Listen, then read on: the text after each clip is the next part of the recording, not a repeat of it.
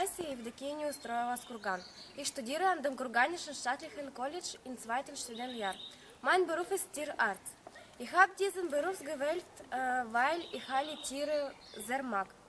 Ich finde den Tierarztberuf sehr wichtig. Es gibt so einen Spruch: Der Arzt behandelt die Menschen, aber der Tierarzt behandelt der ganzen Welt. Die Tiere geben uns wichtige Lebensmittel und natürlich viel Freude, aber leider sie können krank sein und brauchen unsere Hilfe. Wir haben die Möglichkeiten, ein Praktikum auf unseren Landwirtschaftsbetrieben machen.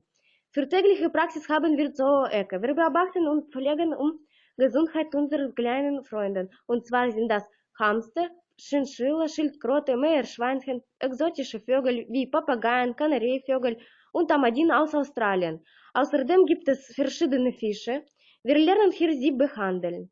Beim College ist auch Studienfarm, wo wir um Landwirttieren sorgen. Wir geben der Schäfe der Futter, putzen der Pferden die Hufe und so weiter. Ich werde mein Praktikum auf dem Landwirtschaftsbetrieb Glinke machen, der die Milchprodukte in unserem Landkreis herstellt. Nach dem Abschluss möchte ich weiter studieren. Ich freue mich, dass ich Berufswunsch erfüllt habe und Tierarzt werde.